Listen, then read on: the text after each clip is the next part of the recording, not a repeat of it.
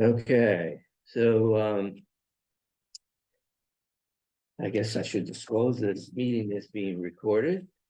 The first agenda item is the approval of September 26th minutes, but they're not available. So No, either we'll work on those, right? somebody is a technological idiot and was unable to access the recording.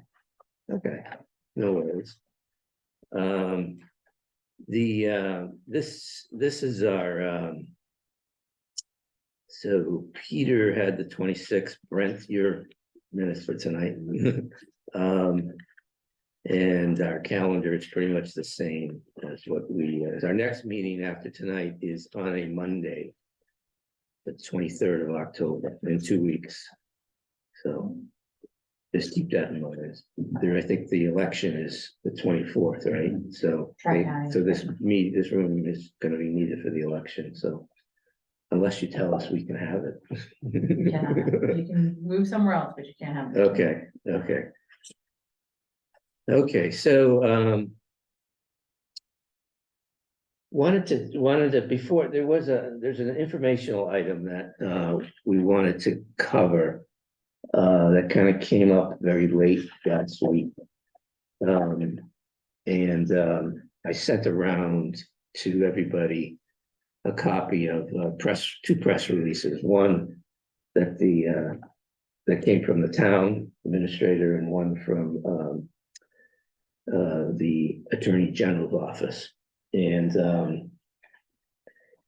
I think they're fairly self-explanatory. I don't know if anyone had a chance to read them, but obviously it's not a pleasant subject. Nobody's happy that that we have this situation. But it is an ongoing legal case with the Attorney General. It's just an indictment at this point. And so that limits us in terms of what can be said and shared. But I do think that that it's probably worthwhile for Christine to make some comments about what the town has done. As you know, in the press releases, this goes back like a year ago to August of 2023 and 22, excuse me. So when I look at this, the good news from my perspective is that this was something that the town identified and brought forth to the Attorney General. There's been a fairly lengthy investigation, and that's resulted in this indictment. And so there's a natural tendency for people to ask questions about, well, how did this happen? Who did what? That kind of stuff. Who didn't do what? And those are all good questions, but we can't talk about the details of that at this point because it's still still an ongoing legal matter. So I will share with you that as we went through last year's budget process, we were alerted to this matter, but sworn to secrecy. So that's why we didn't share it with you. I think it's obviously there will be once the indictment moves to trial, if it does move to trial, there will be a report by the by the Inspector General that will do the after action recommendations on what should be done to address what happened, the recommendations. And so that's to come, and that'll wait until the trial gets through. So, but I thought in the meantime, I do think that there's been a lot of steps around controls and processes and that have been changed and put in place. And I think it's important that Christine sort of put people's minds at ease over that. So I'll turn it over to you. Sure. Yeah. So I apologize, like Steve said, I can't talk about the specifics of the investigation. And even some of the items that I'm gonna tell you, that we've changed, I can't go into specifics on some of them because they would compromise the integrity of what we were trying to change. But I can tell you that, we took swift action, as a town, when we discovered this. And we've implemented a procurement card program, and that's to limit our, reimbursements and while we can't eliminate them altogether, it's reducing them and trying to limit them as best as possible. Those procurement cards, there's a policy on that, Board of Selectmen, the Select Board has adopted it, it should be on our website. We implemented a point of sale system at Hinkley Swim Pond and at the Council on Aging. Both programs felt that they needed to continue to be able to take cash at those two locations while they were transitioning. And so in order to do that, we had to put in a point of sale system at both places. We've changed our cash handling procedures for Hinkley Swim Pond. We implemented a new membership system at Hinkley. We have an updated cash turn-in policy for the town as a whole. We have more frequent interdepartmental audits by the town accountant. We have strongly encouraged no cash policy. I know several people have made the connection with why we no longer take cash for the transfer station stickers this year. That's a definite reaction to that. So we have emphasized no cash unless you are able to utilize a point of sale system that's been approved by the financial team. And then we also did a centralized management of our Amazon business accounts. In addition to that, we have sought the advice of our auditors, the Inspector General's office, our property and liability insurance company, for recommendations to prevent the type of fraud and abuse that you read in the indictment late last week. We have also requested funds through the fiscal year 25 capital plan, and that is for a new permitting software that will further limit people who are doing business in town, dropping off checks, and doing everything online. So we're having that full transition, at least inside the town hall for permitting. We've also taken, as I mentioned, additional security measures that I can't discuss because that would compromise their integrity. And I did file a claim. We carry insurance for this type of event, and I have filed a claim with our insurance company as well to see what we can do with that. So that's where we are today. Any questions, we'll see what we can answer. Yeah. If It's better to wait, see, I think a lot, you've done a lot. That's fantastic, all of those things that you just mentioned, really tighten up not only the park and recs, but everything else. I know we haven't had any issues anywhere else, but that would, those are good steps to take.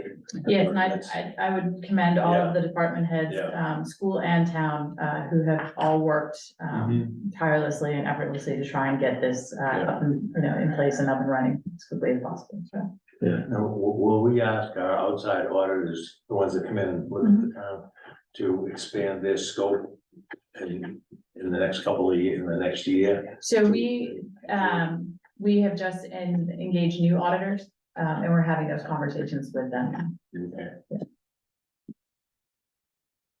The other thing, as you were going through all those changes and, especially around cash, I assume that cash includes Venmo, right? So we don't do any we don't- Venmo. we don't do in the the- town of Medfield. so the town doesn't do any Venmo, No. so if some employee asks for you to pay something by Venmo, that should be a red flag, right? So- Yeah, we don't do any Venmo transactions. Okay, good. Okay. Anybody else?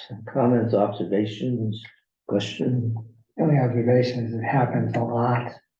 In a lot of, it seems to happen a lot with nonprofits who are acting in great goodwill, good faith and goodwill, and they get taken. It's really too bad, but it happens. So too bad it happened here, but good for taking steps to deal with it. Yeah. I mean, I will say, when we did, this doesn't affect directly the budget process that we go through, because it was in a revolving account. So, um, so I think we kind of knew that last year when we were going through the process, so I think we're, from a budget perspective, we're okay. So. Well, unless there's anything else, I think we can move on. I mean, I think, let that process play out. Okay, so, talked about the meeting calendar. So tonight is really all about, free cash and stabilization funds. And so we're having this discussion now because we have a policy, that we've been following for 2 years where we don't use free cash to balance the operating budget. And, as long as I'm here, I'm hoping we stick with that policy. But, I think, just some background. I know we have new people on the committee, but free cash is not free, but it's called free cash. Basically, it's just the difference between what the budget is and what the actual is. Okay, so, if we budgeted so much on expenses and we didn't spend that much, that's called a turn back. That's an add to free cash. If we budgeted a certain amount of revenue and we got more than that, that's an add to free cash. And it can go the other way on revenue. It can be a deduction on revenue, but, question. Is it different than a surplus, like just financially speaking, because I would remove the like budget or? You could consider it surplus. I mean, that's, we don't call it that, but that's, yeah, it could be. Surplus on a cash basis, Yeah, but not yeah. surplus on a, financial. It's, accrual basis. yeah, Right. it's on a cash basis, it's Yeah. surplus, yeah. Okay. Yeah, And it's not planned, so that's the key, right? I mean, the plan is to be even Got it, revenue and expenses, and so it's an amount that is either more revenue, therefore, or less expense, but the plan is to be even. Yeah, Okay, it's the result of actual against the plan.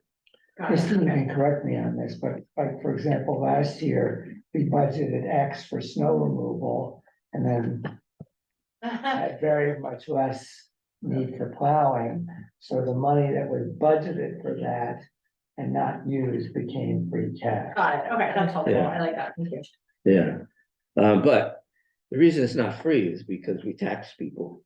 So we got this money from residents, If right? I can do anything, I would change that, would be called free. Yeah.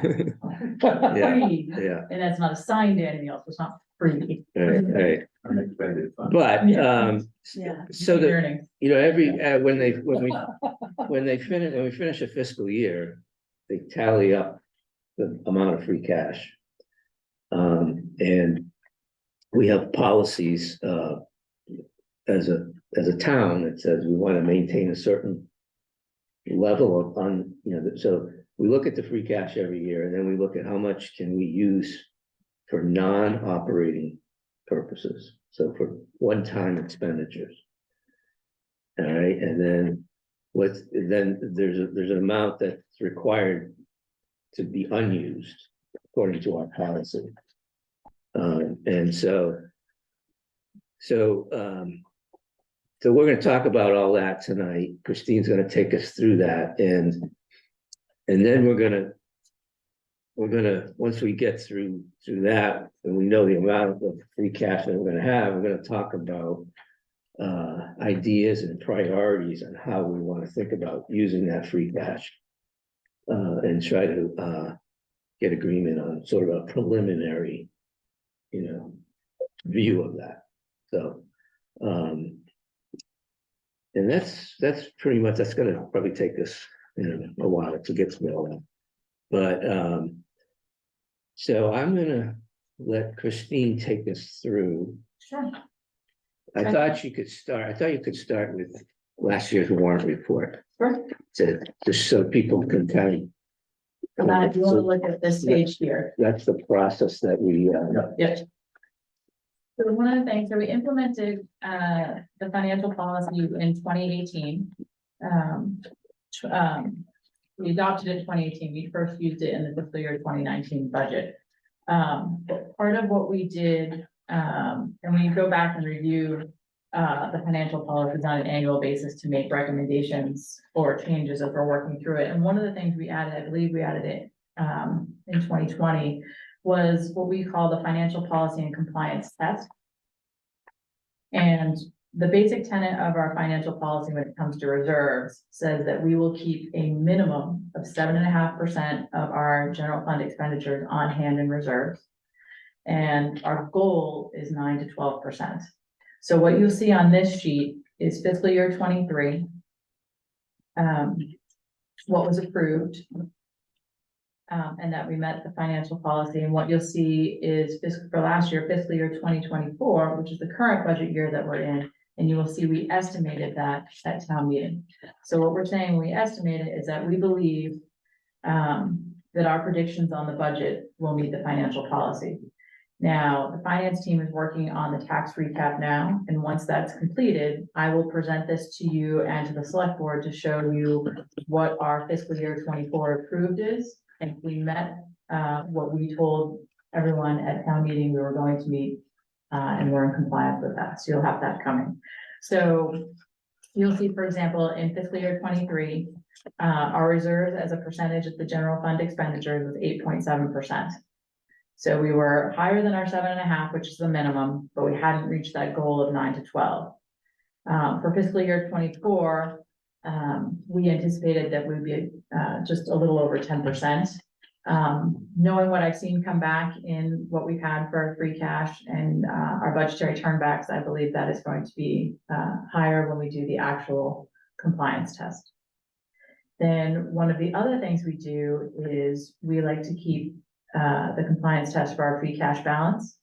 And the financial policy, we have to keep 2.5% of free cash on hand. So the way I like to look at it is we have our free cash set that we spend at town meeting. But when we get to the town meeting, we have to have a certain percentage of the 2.5% that we keep on hand so that we start the following year with a positive balance in free cash. So say in a perfect world, our state aid was estimated correctly, all of our revenues hit their target. We know it's a perfectly balanced world, we at least are starting with 2.5% of that free cash from the prior year. Now, that was not always the case prior to 2018, which is why we put the financial policies in place. We were spending all of our free cash and not starting out following year very much. There was some, but not as much as there should have been. So that's part of the reason why we changed. So I anticipate fiscal year 24 will be approved as well, and I'll be able to present that to you probably closer to November. All right. Any questions on that? Or That's just really kind of giving you a perspective of what we're working towards doing this for the warrant for this year. This is kind of what, this is the start, this is the end of the process from last year, but just to give you. this is, yeah, and then we're Yeah. starting. So anytime we start working on the budget, we're constantly working within these parameters that we present to you Okay. to meet the financial policy. Yeah. And we are obligated. Now, obviously, there are going to be changes that happen in the economy. COVID would have been, perfect example of that. Where the warrant committee could recommend a budget to the select board or to town meeting, I should say. Select board recommending it to you. So you would recommend a budget to town meeting and say this actually doesn't meet the financial policy. And you have to state the reasons why. Obviously, when there's a massive disruption in our operations like that, it's an easier explanation, but it also stands in the financial policy if somebody is presenting an alternative budget different than what the warrant committee is proposing to town meeting, then that body is responsible for showing that it meets the financial policy as well. Right. So that, with that as a background, Christine's gonna take us through what actually happened at the end of fiscal 23, right? Yes. So I think, and I'm probably repeating some of this, I know some of you have already heard and read last year's free cash memo, but just to kind of bring everybody onto the same page. So This memo here, this one. yeah, So there's, Yeah. there's essentially three sources of free cash. And that's the unexpended free cash that I just talked about that we keep on hand. We have budgetary turnbacks. Peter's example of the no snow last year, was perfect.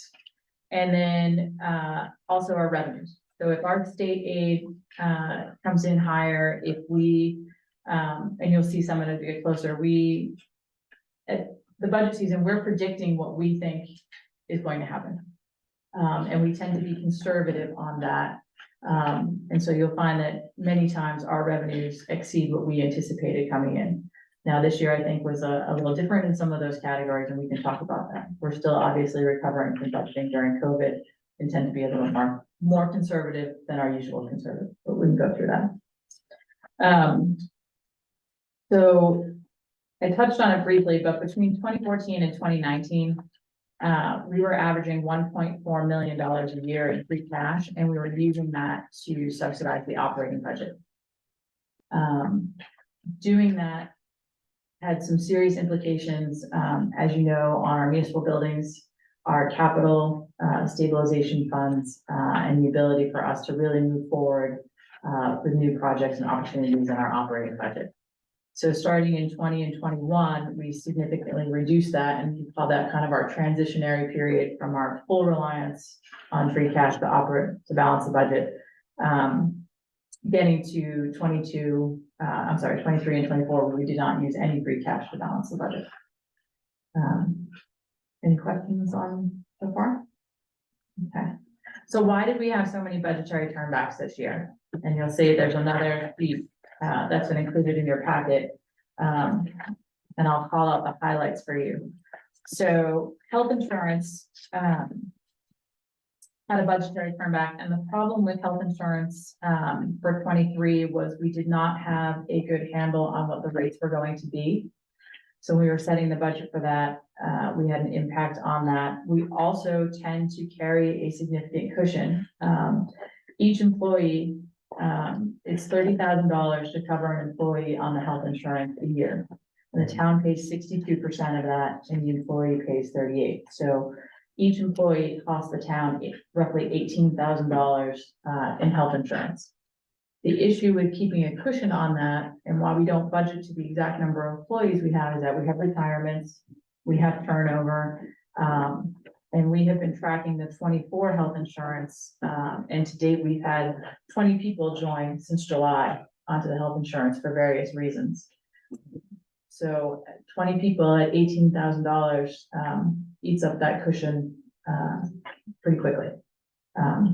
I think that our analysis of the 24 budget, when we're having this conversation next year, our analysis of the 24 budget was a bit tighter. And as you know, when I talked at the last meeting, the select board has adopted section 19 and will be bargaining health insurance. So I anticipate that conversation will be ongoing. So in addition to health insurance, we also had a significant turnback in our police operations budget. And that is due to the vacant positions that we've had in the police department. We staff our department at 19 sworn officers. So reducing the budget by that, we wouldn't be able to hire anybody in the middle of the year. So we kept that at 19 positions. And we continually work to recruit. As you know, we have a significant effort to remove us from civil service, and we've already passed the first test at town meeting, and the second one will be the election in March. And we hope that will help us with our recruitment, our retention, as well as the new collective bargaining agreement, and we should be back up to full staffing shortly. We also had a significant turnback in DPW, one for the snow, but we are also having an increase in the number of personnel vacancies in the DPW as well. And I will tell you, for the first time ever, we have hired an outside recruiting firm because we have two significant positions in DPW that we have not been able to fill this year. With our usual advertising, word of mouth recruiting is no longer working for us. And we're having to hire somebody to assist us in that. So those three departments, yes. Is there an indication that other towns are at a higher pay rate and therefore we're having trouble competing? So I think there's a couple of things. I think one, yes, and we're in the middle of that class and compensation study. And I'm hoping when we figure that, once that's completed, that will give us a roadmap of where we need to be on class and compensation. But just, I don't know if it was Steve or Bob mentioned that they drove down 109 the other day, and there's advertisements in Needham for DPW employees, in Westwood. Tough. Framingham has a massive social media campaign. So it's not just us. We're finding across the board, there's a shortage of DPW employees. So on the turn so on the Mhm. expenditure side, there's this detailed listing here that was sent out, and the yellow highlighted areas are the three areas that are the significant ones that Christine just covered. And you'll see there's a footnote at the bottom of this memo, as they represent, just those three represent 80% of the turnback. Yeah. So it was this was 1.7 in total on expenditures. And 80% of that was those three areas. This is a great schedule. We've never had this before. But I can ask another question. Nobody had a good schedule. Do you get a breakdown? I see the schools are at like 47,000. Do you get a breakout between payroll and expenses on that? I would have to ask Michael. I don't know. I don't think they're required to, but I'm sure Michael has I'm that. sure he broken I'm up. sure he must have that. If we ask him, I could probably, that's a good question. Yeah. Meaningful for me looking at the budget. Yeah. Good question.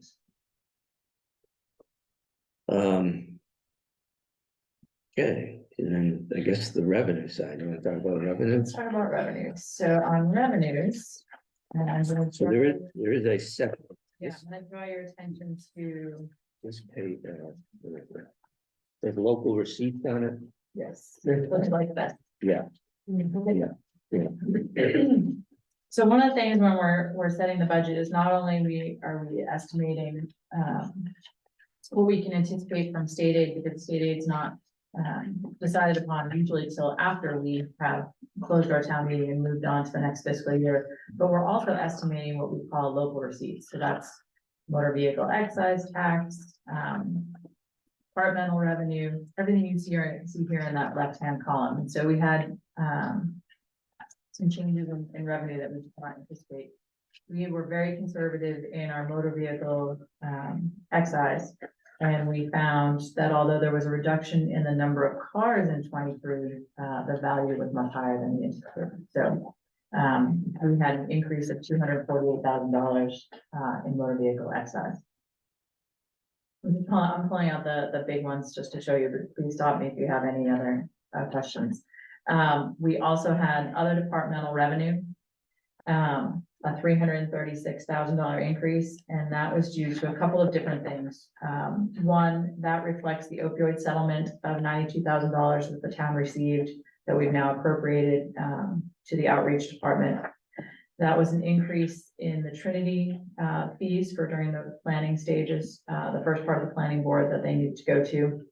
And this also reflects a $179,000 increase to have both ambulances running, one operating on the basic ambulance service and the other operating on the ALS service.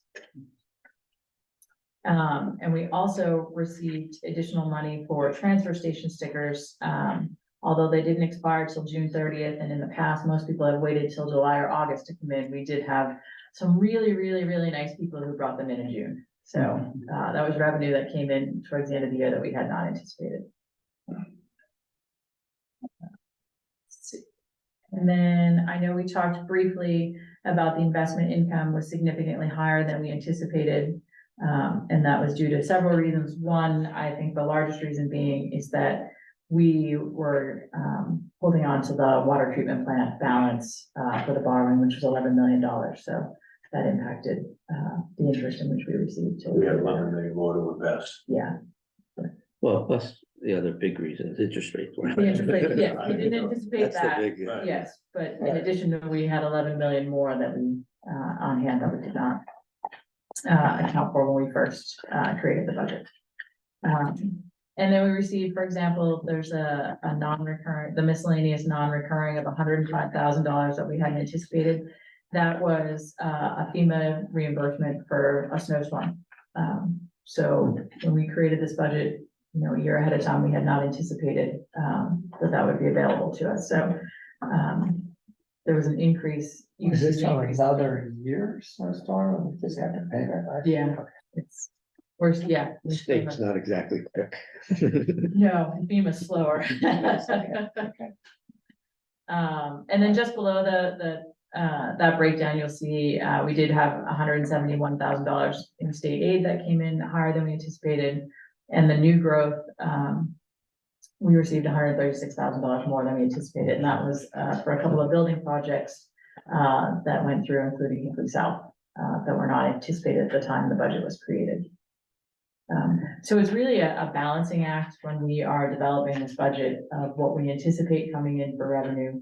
So while our expenditures, we're definitive on, other than snow, it's our revenues that we're really making our best guesstimates on. And, you know, we don't like to be, we like to always be conservative. We don't want to get to the end of the year and find out that, you know, we have over anticipated what we would get from revenue, because then you're talking about mid-year budget cuts, you're talking about dipping into that free cash that we were holding on hand, which could impact the financial policy moving forward. There's Christine? there's a question that I'm sorry, go ahead. Jill. Sorry, Go ahead. I just had a quick question. What did you say what the schools was? The variance on the schools? What was that from? Are you talking about the variance or the school department revenue? School department revenue.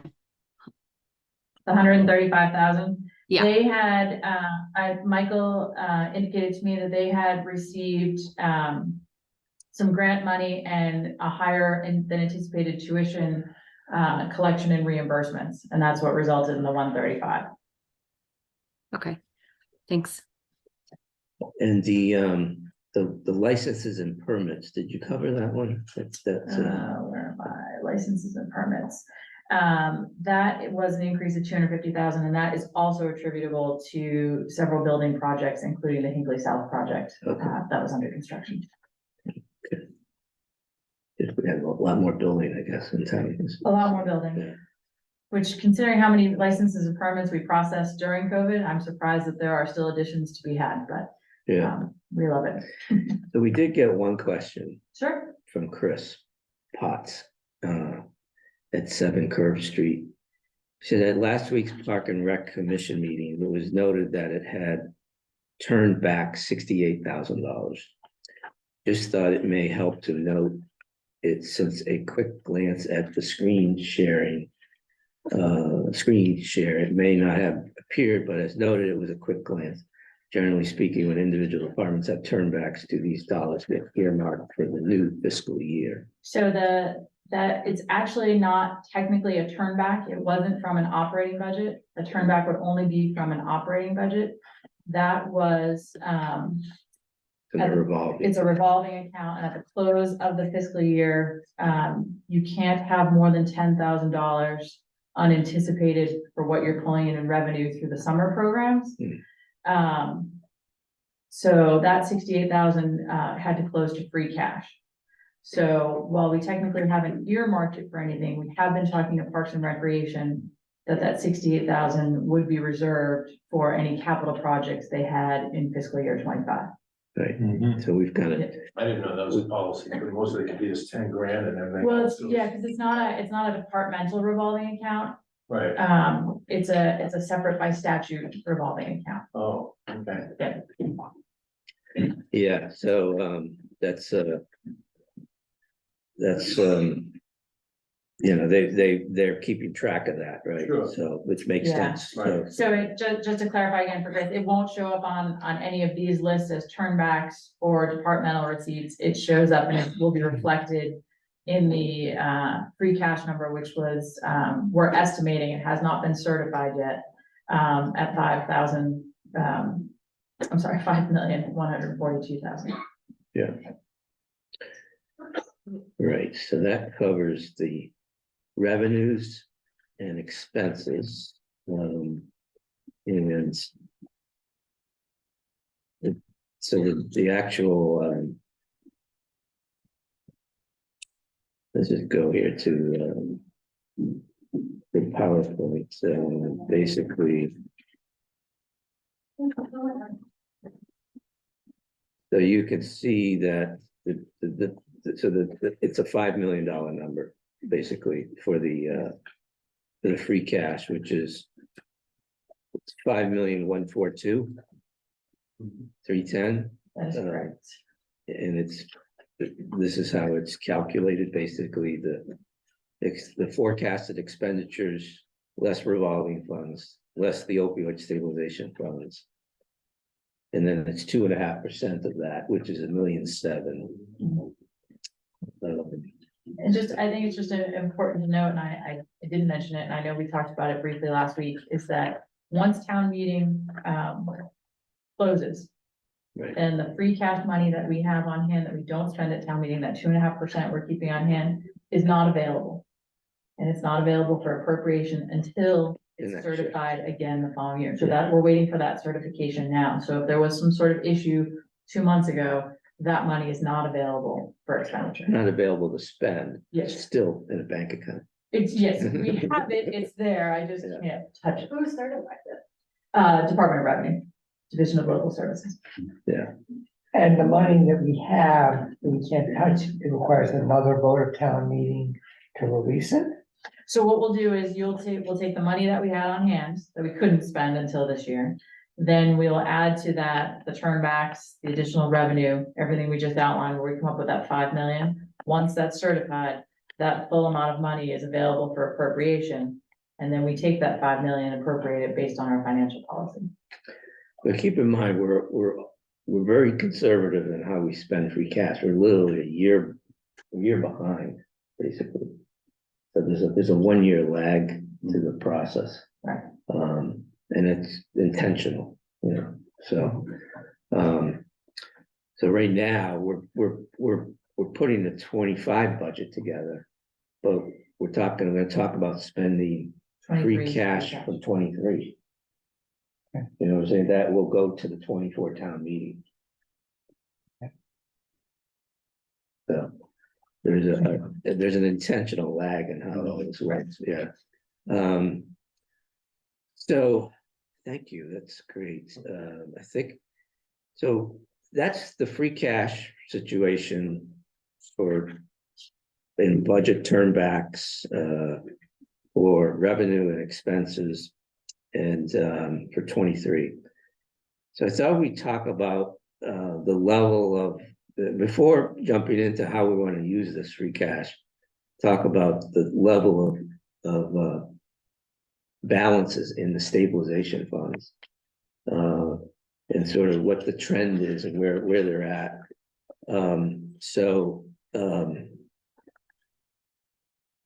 There is, And let me suggest, and I'll say that this is for the newcomers, but it's Yeah. equally as much for me. Maybe you could go over what the stabilizations are. yes, I had that, I had that in mind, I was gonna do that. So, this blue, I'm on this chart now, so basically this blue bar, the dark blue bar is the unused free cash, we just talked about that, right? So that's basically like $1,000,007 for the last couple of years, around that amount. So that's what we intentionally don't spend, we keep it to be, in our policy. The red is the general stabilization fund. The general stabilization fund is, think of this as the rainy day fund. And it's meant to be used when there's a significant economic recession, a COVID-like type event, or some serious thing to prevent the situation of laying people off, town employees, laying town employees off. And so that's the purpose of the general stabilization. Yeah. Is that the other part of the free cash? Because the estimated free cash for 24 was gonna be 5 million and the 2.5% is the blue? Or like, Now, that's not, the part that we're gonna spend is not considered a reserve. Because we're spending it, right? So it's only the unspent piece of free cash. So we have yeah. 5 million of free cash.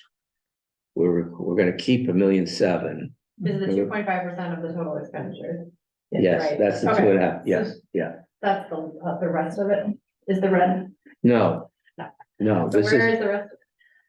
the rest of it is gonna be put forth to spend in articles at the 2024 town meeting. Oh, okay, okay.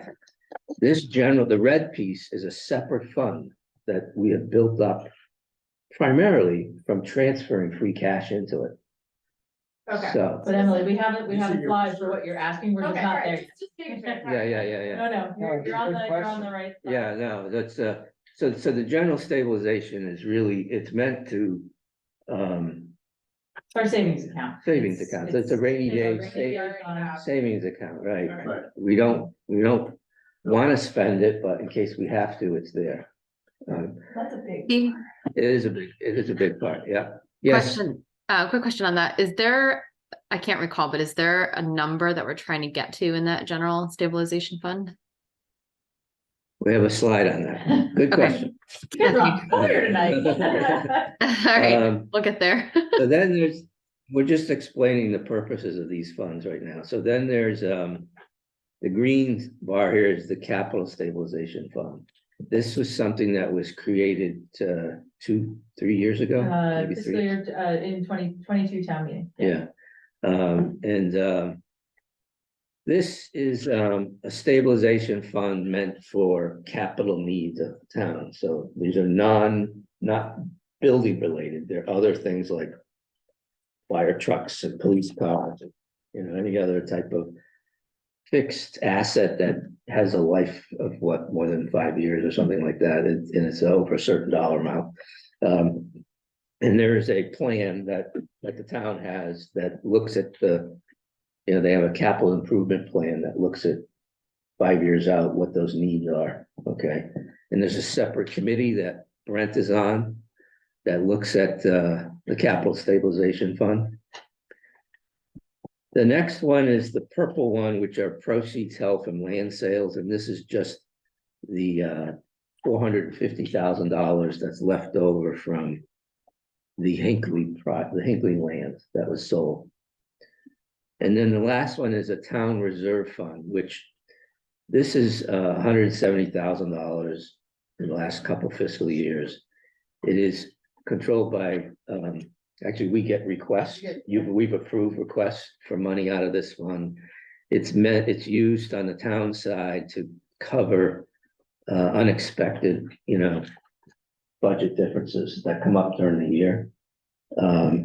And so that's the purpose of that. And this, on that piece there, when we had these votes most recently for unexpected expenditures, the money came out of this 170,000. Right. When the fire chief came before us and said, I need. That was during the summer before they came on the board. So they don't know about that. But Yeah, you haven't, yeah. At the end of the fiscal year, we get a lot of requests from Christine for, Not too many. well, there's always, but they're Yes, usually, they're not usually. And we're not. they're usually small amounts because, unlike the school budget where they have one line of it, she has to, manage it to. Right. And I have specific rules and regulation laws about how and when I can transfer that money and how much can be transferred, and it requires the approval Yeah. of the warrant committee. So anyway, so that's the town reserve fund. There's another one that's not on this list, and that's the municipal building stabilization fund. That's just for buildings. So any improvement, or theoretically, we could take money out of this fund to build a new school, any new building, anything that's related to a building, whether it's a new one or improvement.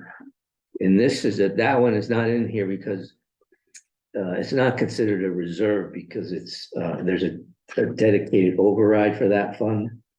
There's $1 million every year that goes into that fund, through an override every year. And so, you know, we town made a decision years ago to not include that in our policy, when we're tracking reserves. So those are the reserves. We're gonna talk about general stabilization, capital, and municipal building stabilization. But you can see that, you know, Christine mentioned our policy is, she mentioned it earlier, it's a minimum of 7.5, but goal of 9 to 12. And that's of operating expenditures. This slide looks at just revenue. Okay, so it's a bigger denominator, so that's not, so it's over, a little over 10% on this slide, but it's actually bigger when you look at expenditures.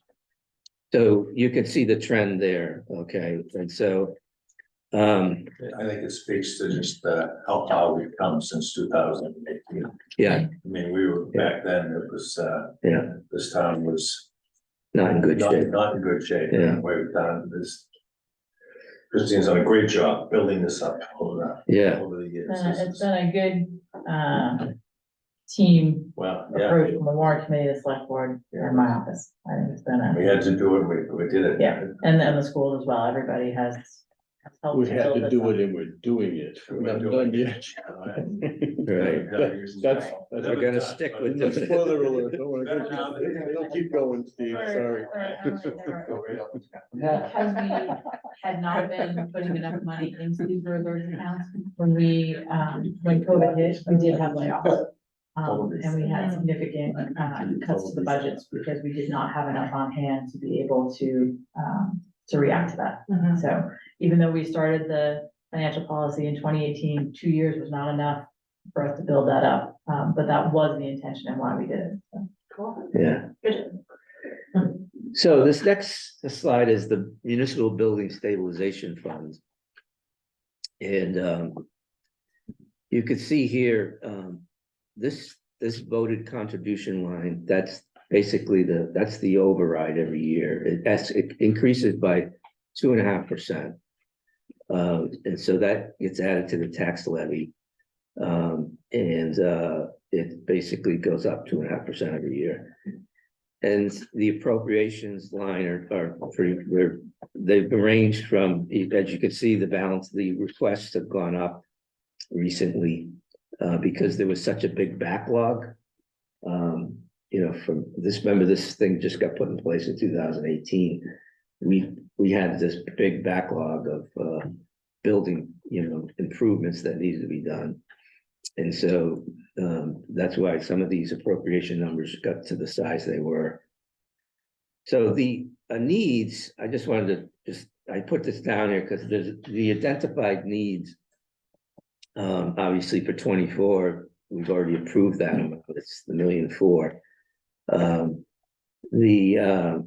The needs are, the totals are there. It's 3 million, 9 million, 1 million, and 6.7 million. And I've put below there the really big numbers.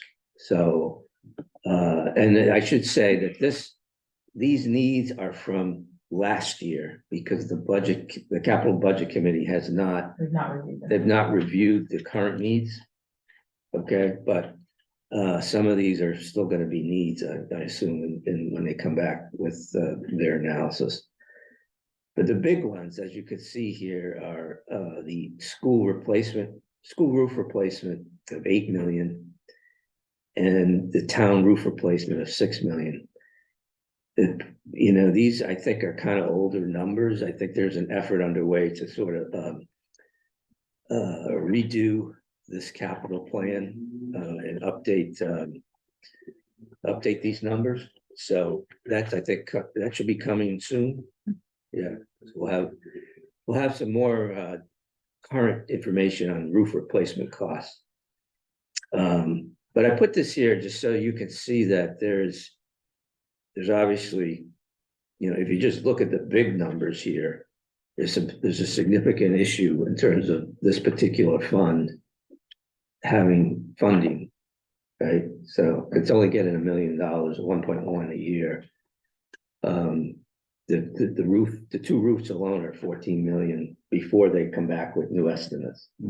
So it's, you know, it's an issue that the town has to think about how they want to deal with it. I'm sorry.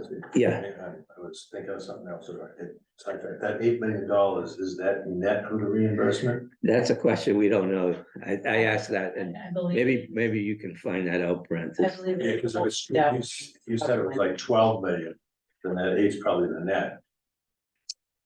Um, yeah, I don't know. Yeah. That's it's an open question whether that is net or gross. Yeah. But, and the other question I have is just order of magnitude. I'm not sure. We don't need a new roof for the police and fire. We don't need a new roof for DPW. So is this just for this building and library? Library, we've done a partial roof replacement, so I believe it's just this building. Seems like a lot compared to the school. Well, because that's because the school roof replacement was originally 15 million. Oh, I We've see. done some of that plus the MSBA reimbursement. So. Okay, that's so you think Yeah. that's a net number, Yeah. okay. This would be a debt exclusion in that year. There's a capital. Can you count your education of us as education and therefore MSBA can kick in for this group as well? Write me a letter. I'm so here for that. We need to have school classes here. Or The school department is in this building, so, So but we just haven't had a chance to sit down with Michael and Amy yet.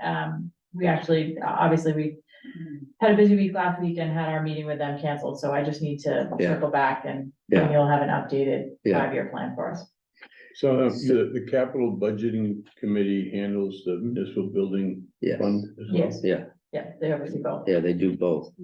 Thanks. So this is the capital stabilization fund. This does not have a dedicated revenue source. This one is totally dependent on our ability to self-fund it with free cash primarily. Or in this case, the ARPA, we got lucky with ARPA, so, you know, so you can see, you know, this again, it gives you some idea of what the balances are and what the needs are. The needs here are, you know, they alternate between $1.5 million and $1.2 million a year, it looks like. But basically, this, we do have detail on. Brent and his crew have come up with that. And they're working on finalizing these numbers. This, you know, this won't be what gets put forth, but that's their preliminary, you know, number. And so, so this is what we wanted to talk about. And this is a little complicated, so I'll try to walk you through this, but basically, the top part of this, we did talk a little bit about. This is calculating the required free cash, which is $1,786,000, according to the policy. We have 5.1 million, so that means we can appropriate 3.3 million. Everybody follow that? Right. I'm sorry, how is, why? Is the 1.7 part of the 5.1? Yes, Not in addition to. Yeah. Okay. so you did, so the total free cash is Right. 5.1, we have to keep 1.7. Okay, got Think it. of it that way. And which leaves us 3.3 that could be appropriated. And so, you know, the town has sort of taken a little slightly different approach this year with trying to estimate high and low ranges of what needs we're aware of to date. And so that's what this preliminary range, the low and the high. And we'll put some numbers down there in each low and high category. The general, let's talk about each one, we'll go through each one because I think it's important you understand. So on the general stabilization fund, remember that was the biggest piece of our reserve. And when you look at that, when you look at general stabilization, there's like 3.6 million in there, I think. And then there's 1.7 million of free cash that we keep around. So you're over like 5.3, 5.4 million, right? Between the two of them. And when you look at what we're projecting for state aid and local receipts, there's about $13 million. I think it's 8 million for state aid and another 5 million for local receipts. So, looking, remember the purpose of the general stabilization is to deal with a downturn. So if you look at impact to revenue, right? Economic impact to revenue, most, at least during COVID and during the recessions, we've always had people pay their property tax. So we're not too concerned about that in a downturn. But the state aid does get affected and local receipts, as we saw in COVID, gets affected. And we know there's $13 million there. The worst year for Christine said the worst year for state aid reduction, I forget, well, maybe it was in 08 or 09 or something like that. It was like 8%. Okay. So if you assume like there's a 10% reduction off of 13 million, you're talking about 1.3 million hit to the operating budget. So, this is my opinion, is that we have between free cash and the general stabilization, we have 5.3. That's at least a couple years worth of, Yes, a downturn. right. So I don't know as if we really need to keep putting money into that account. That's my personal opinion, into that fund. Because it's also invested and right now it's earning, whatever, somewhere between 4 and 5%. Right. I don't know what the exact rate is, but so. That was kind of my question, is to like trying to circle back to that to say it looks like we're not recommending anything else there, but it seems like we're in a pretty good spot with the balance. Yeah, that's what I assume. That's up for discussion. That was my view on it. The next one is capital stabilization. And the range here is 750 to 1 million. And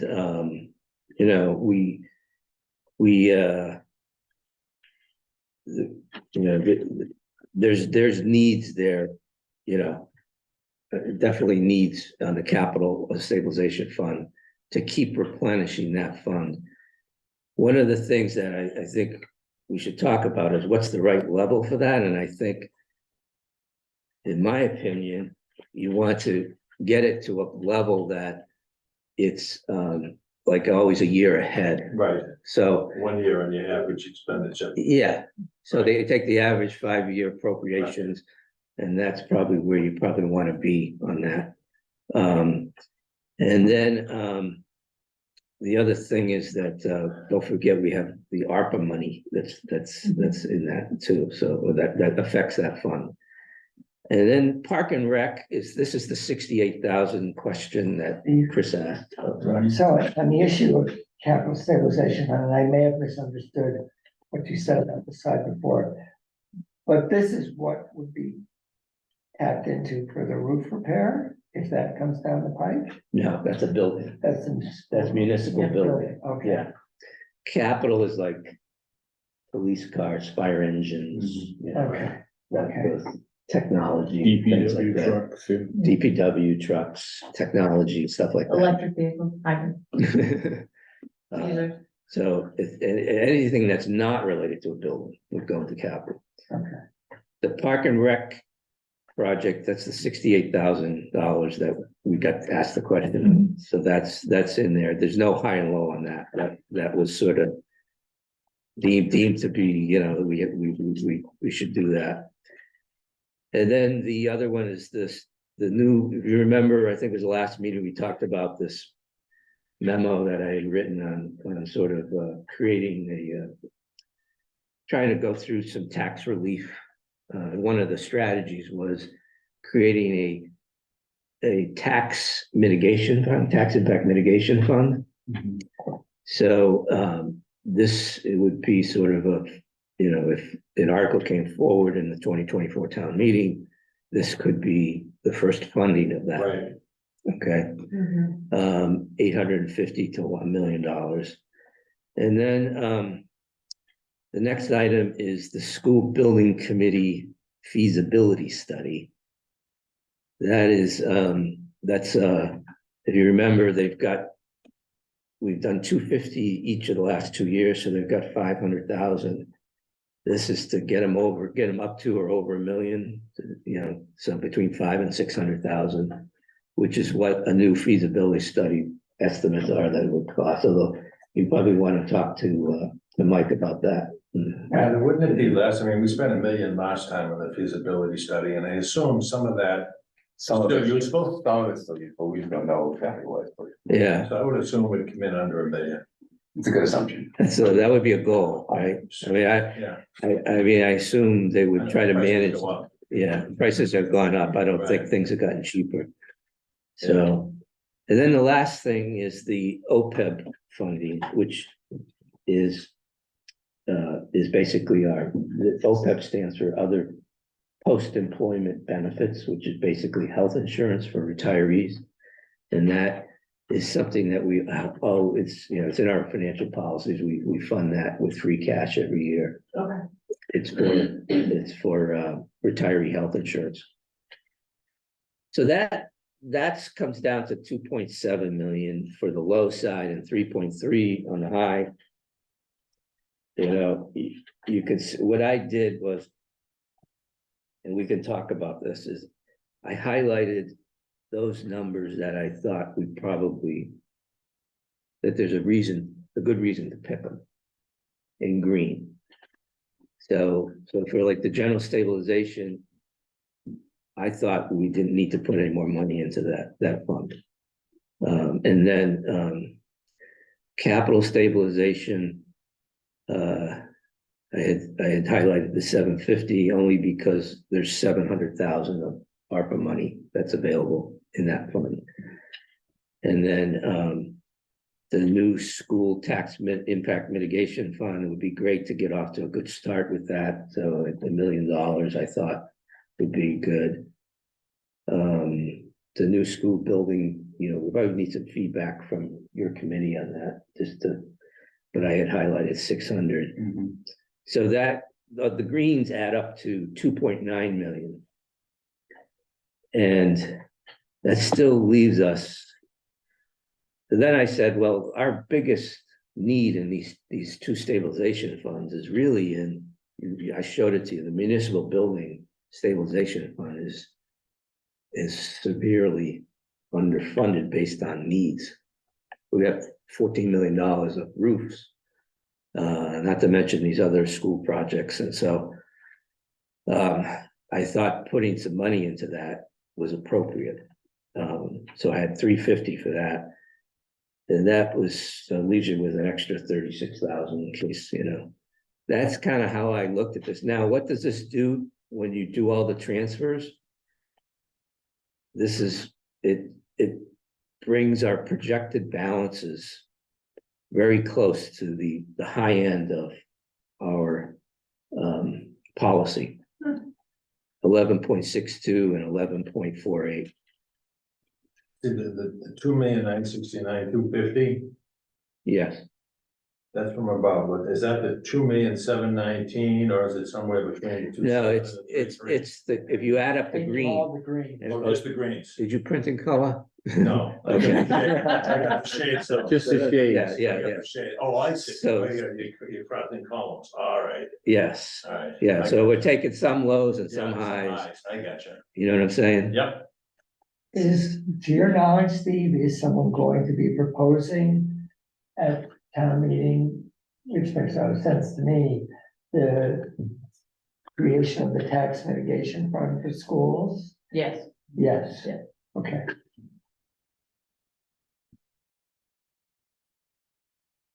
And so there'll be actually two, there'll be the proposal and then the proposed funding if voted for both of those. I'm sorry, The first is that there'd be an article to propose that we set this up. yeah, there'd be an article And to, for and the a separate creation, article to fund it, yeah, which is coming out of this money, yeah. coming out of free cash. Yes. We may be able to do it just in one Mhm. article, Okay. but yeah, we create and vote to create and vote to fund all at once. So, I think this, we always talk about trying to balance all these crazy things that Mhm. we have to deal with in the town, right? And,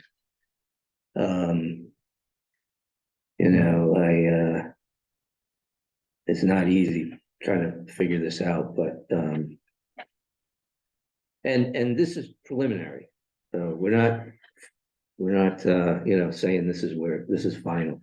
So, but I don't know what you guys think about it, but, I would say that in the 6 years that I've been in the committee, this is the best presentation. And Steve, and you're putting this together this way, I think is really a succinct presentation, and it shows the interrelationship of free cash and reserves, and it also gives a forward look, of where we stand and a perspective on where we need to go. So I think this is a great presentation. I think, obviously it leaves, give everybody time to absorb it, but I give you a lot of credit. It's a great, for me, it's the clearest view that I've had in the 6 years I've been on this. I mean, there's a lot of numbers flying back and forth, but No, but you put hopefully it you into a got- perspective where they aren't flying around as much as Yeah. they usually are. yeah. Put it that way. Yeah.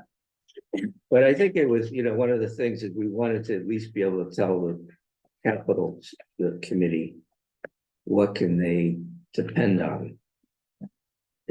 For transfers of free cash.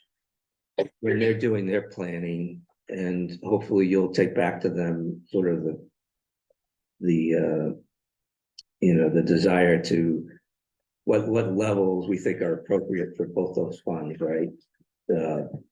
Keep maintaining at least a year's worth of average appropriations in those funds.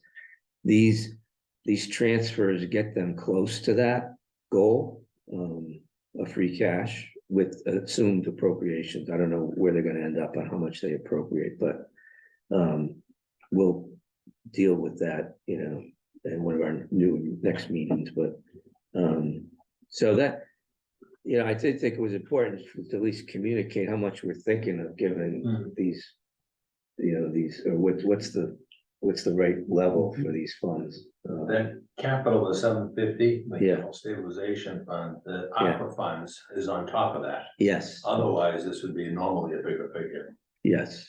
much bigger. And you can see in the past, it has been. Yeah. Sorry, there was a question. What's ARPA? Oh, ARPA is American American Rescue Plan Act. Rescue. Plan. It's basically one of the COVID plans. Okay. And they spent our trillions of dollars. We only got 3 million of those. But you could see, we've been spending, in 23 and 2022 was 750 and $1.1 million in 2023, 800 last year. And then, we're assuming that they'll come in less than $1.5 million. So I think there's a 1.2 there. But you could see that their needs are around $1 million, $1.2 million every year, it looks like. And this gets them to a balance of like $1.1 million before the ARPA money. The ARPA money's not in that ending balance. So, they're gonna have Yeah. plenty of money. Sufficient funds, Yeah. And I would add that this presentation, Steve, also provides the similar guidance to what we've done on the budget by starting with the revenue number and seeing how you fit into your spending into the revenue number. Similarly, at this date, really, the fact that this is in October, the various constituencies that are reflected in these funds now see where they are, where they can be, right? And as you mentioned, to Madeline, to go back to because I know that the school building committee's been concerned about the 500,000, and is it, whether it's $1 million or $1.1 million, or whether it's less, but I know they've had conversations about expanding some work on a design, on a build remodel versus that, and that's some money that hadn't been spent before. So I think giving that kind of guidance should help those groups focus. Maybe, Brent, the same to you and for the folks in the capital budgeting committee, having that number in front of them, as opposed to this is what we need and let's see what we can get. Yeah. We talked to the chair of that committee yet about this number, or that might not be? Of the capital Yeah. budget committee. I mentioned it to him today, yeah. He didn't have a reaction one way or the other, so. So it's your job. Well, I mean, I think the deliberation stage of that process is beginning as early as. Yeah. Yeah, Thursday. would this would help, right? Sure, absolutely. So, so what do people think about this? Is this a good start at least? Absolutely. Okay. Thank you for preparing this. This is really great. Is the priorities right, based on what we know? I mean, there could be something that comes up, but Christine said something could come up, we don't know, we never know, but we might have to, which is why we did lows and highs here. Yeah, they may need to shift depending on what. Yeah, yeah, Well, I think it's important, Steve, that, and I think you mentioned is that, this isn't as much the proposal as it is the kind of the straw man. yeah, And so each group should, we can anticipate getting comments, I think this, speaking to yourself with the select board, giving them this view. So see how that aligns with their thoughts, and as you said, with the different committees, give them a perspective that they can, provide their own, but at least it gives them parameters and I this is, the fact that we're close to this 12% is gonna look very good to the rating agencies. I would think, Yes. Yeah. Yes. yeah, so we've come a long way in the last 4 or 5 years and improved our financial situation. And I think, to that point, that, when people if people look at a number and say, well, why do we need this? Why do we need that? I think having it linked so closely to the town's policy and its objectives says, no, this isn't a wild number. This isn't too much in a rainy day fund or things like that. There's specific needs, and it validates the number and ties to that, our goal of 10 to 12%, which is a prudent, financial policy. So. Well, I think it's been a commitment since we passed the policies and started moving forward in 2019, that we no longer look at each budget year as a standalone budget.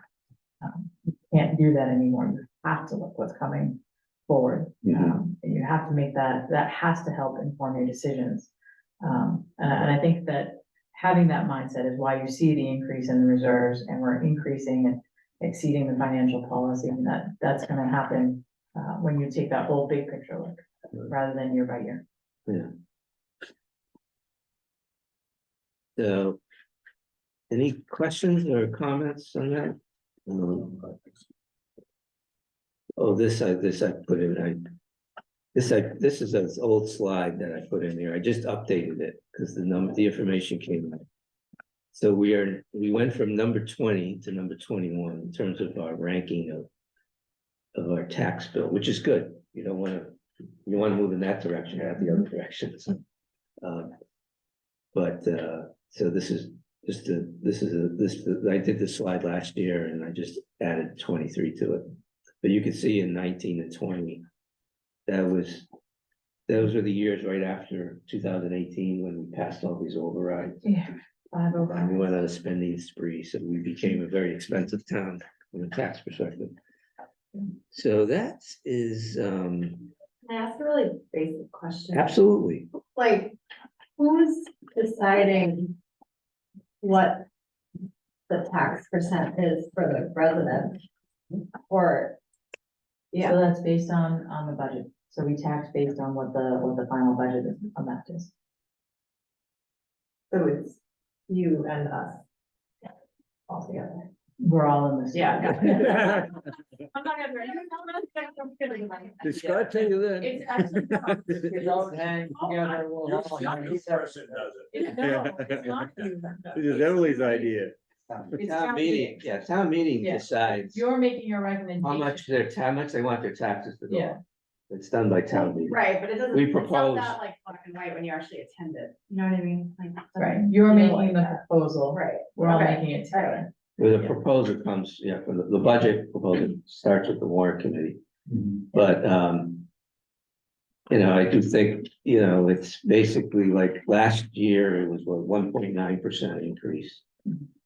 We know we know we're not, planning an override, at least this year. So we have a balanced budget approach to keep it within Prop 2.5, so it should be close to that, or under that, so,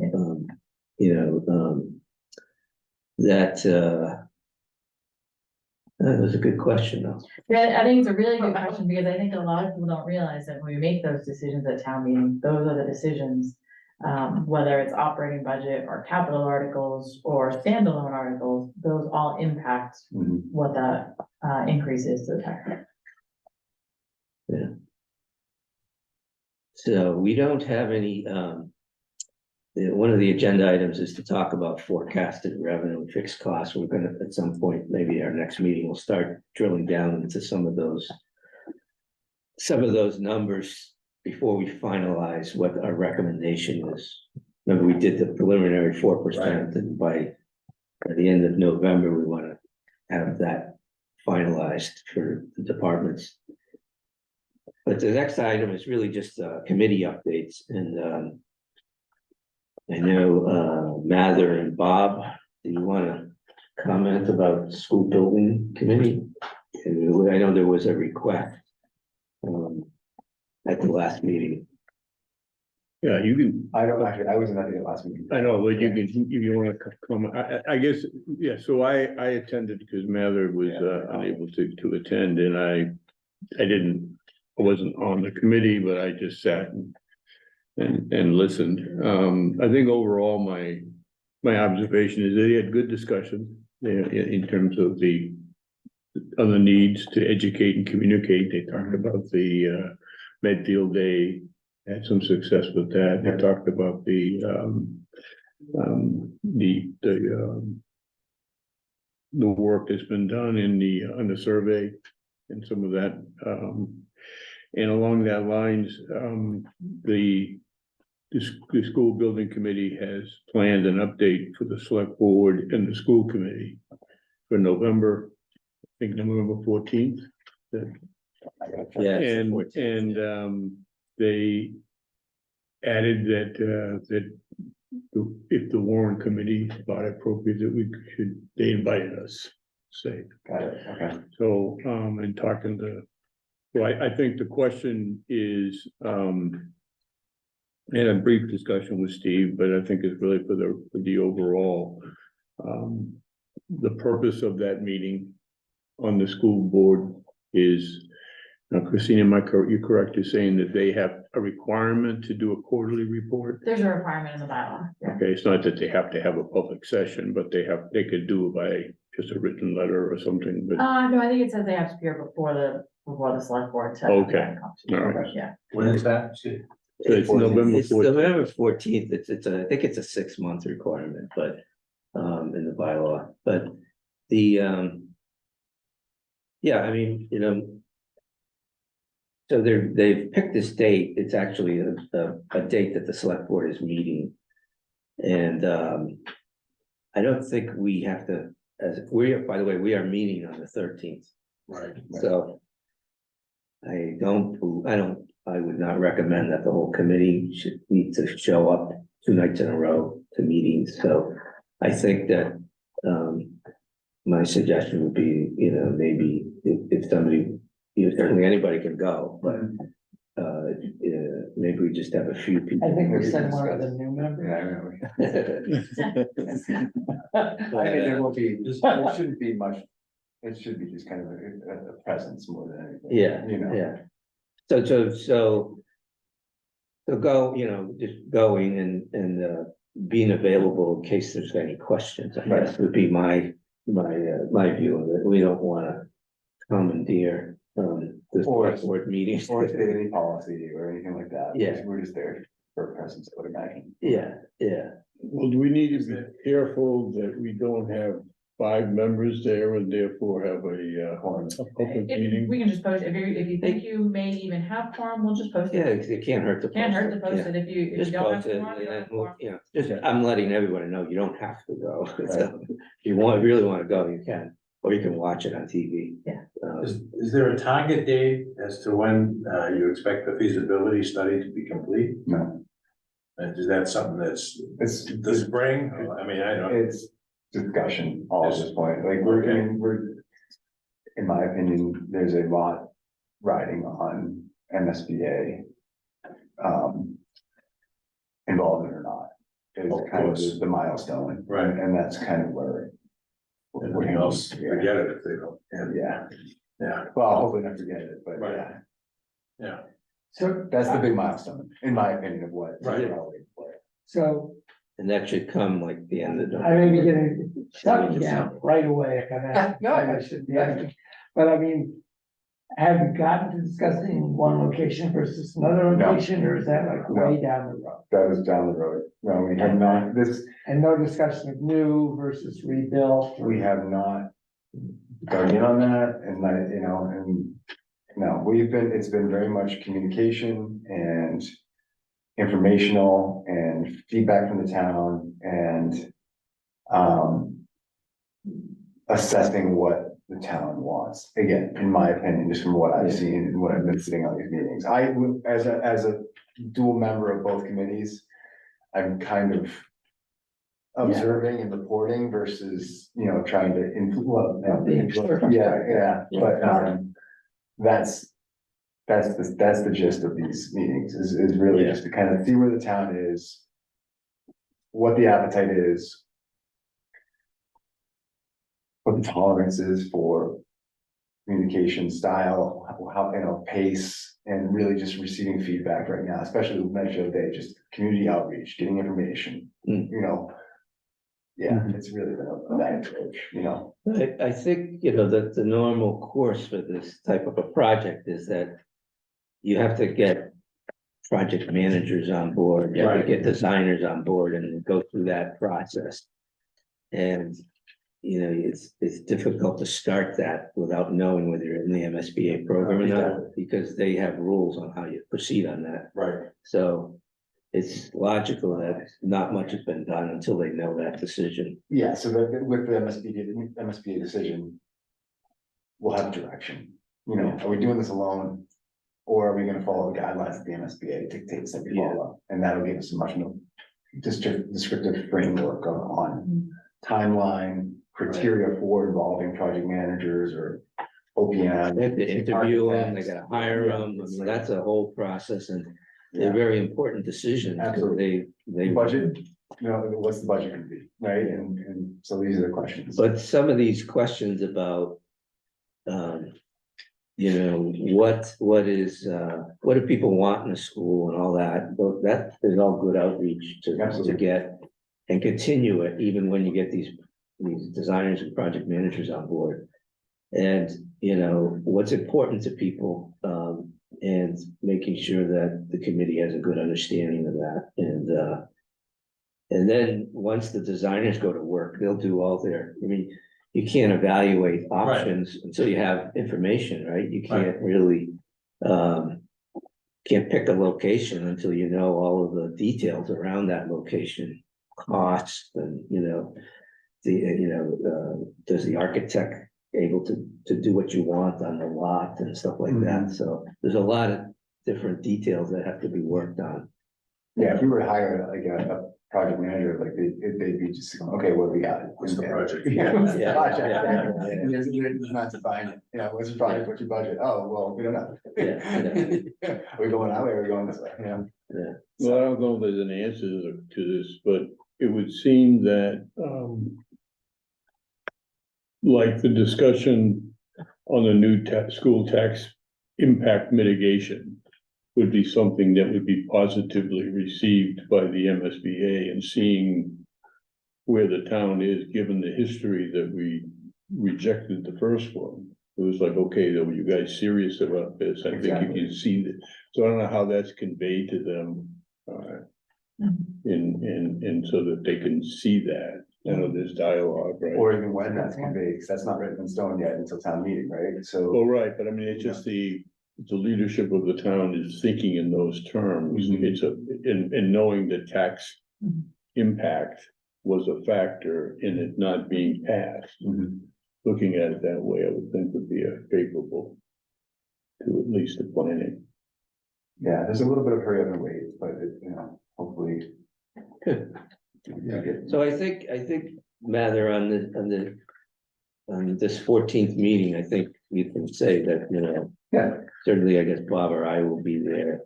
And that whoever else wants to come, but that we're really just there in case somebody wants to ask us a question. Yeah, we're not planning to do any presentations or anything like that. Right, okay. I mean, now that your presentation's out there, public knowledge, I think that. It's, yeah, I mean, if, I did the memo, which Yeah. references some high level numbers. If somebody wants to dive into the detailed presentation, and then that memo got sent to the select board, the school committee, and the school building committee. The school building committee got, if somebody wants, they could go online and watch that video or recording of that. So, that's my recommendation. That makes sense? It does, Yeah. it does. Okay.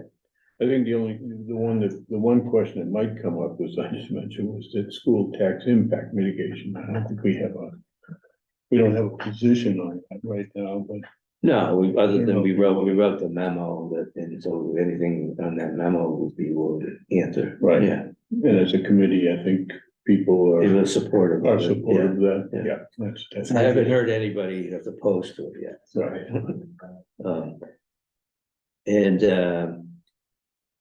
So the other item is just the capital budget committee update.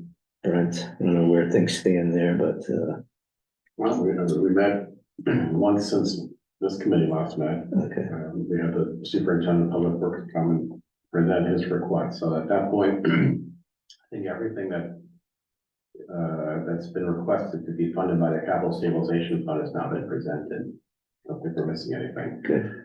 So my understanding is that when we meet on Thursday, we'll begin the process of trying to prioritize those and see if we can fund all of them. I would just point out one item that I think is of note is that superintendent suggested that we begin annual allotments from the capital stabilization fund that fund the sidewalk master plan, which we asked, can we see the sidewalk master plan? And the number that was put out there that is part of, I guess, the 1.5 million request is 150,000. So the chair would like to know what $150,000 buys us and what are the priorities and what's sort of the aggregate total to enact the entire master plan. Yeah. So I think that's going to be an interesting discussion, but we'll have to wait to get that information. Okay, yeah, it's good. That's Isn't there a federal program it's available for sidewalks as well? I mean, every time I go through, as I see the signs saying DPW needed, I also see them building sidewalks. Well, they're building those sidewalks with their chapter 90 money, which is what we do in addition. So the 150,000 that we're putting in the capital budget is in addition to the money that we dedicate from chapter 90 for projects like that. Okay. But there are federal grants, we've applied for them in the past. Specifically, we were looking at the area around the Dale Street School, and we had applied for what they call the Safe Routes to School grant. And we applied and we unfortunately did not receive it. So we keep trying to do that. But that, how everything comes together at different, it merges in the school project. the sidewalks were a huge Right, absolutely. item of Yeah. discussion, so. You know, Yeah, just, it's a it all significant fits quality of together. life issue. Yeah, these things Yeah, all yeah. are interrelated. But it's nice that that we have a plan and that they're starting to, fund some of it. I would imagine that, it almost becomes its own multi-year planning process because the Yeah. sidewalks are interconnected with all the construction projects and so forth. So, Mhm. Yeah. so it may be that it's a single dollar amount every year. It's not the right answer and it has to be more variable, but that's something we're gonna start to investigate, I suppose, soon. Sidewalk stabilization. Yeah, yeah. So. Stealing my slide for next year. Anything, from town finance And I gave you everything I had tonight. and more, as always. Okay, anybody have any information? on anything? Okay, Well, usually we have Frank here and we should have an official record that we're wishing oh, yeah, Henry his second birthday. That's why Frank He's is 2 years old. every 2 years old. And he requested a donut, toast and pizza for his birthday celebration. So hopefully Frank, you want to wish Henry a happy second birthday. absolutely. Absolutely. So, there's just one comment here, I was just looking at, from Chris Park, I applaud town administration for excellent presentations tonight and at the last Warrant Committee meeting. Thank you, Warrant Committee, for your role in having them take place. These presentations help immensely with gaining a better understanding of how previous town funding has been used. Would the Warrant Committee consider inviting school administration to do something similar? Knowing that the school budget represents 65% of the overall town budget, it would help greatly to have some kind of look back school budget presentation that compares budget to actual reviews, revenues, grants, etc. That's a comment and a question, I guess, so we'll take that. The typical presentation does in the detail show you the budget versus actual for the prior years. In detail, Okay, it's on the expenses. yeah. Okay. Anything else that anybody has? Okay, Motion to adjourn. second? Okay. All right, let's go around. Brett? Yes. Yes. Yes, Yeah, yes. Yeah. and Jill? Yes. Oh, right. Motion carried, the meeting is adjourned. Thanks all. Have a good Nice night. job.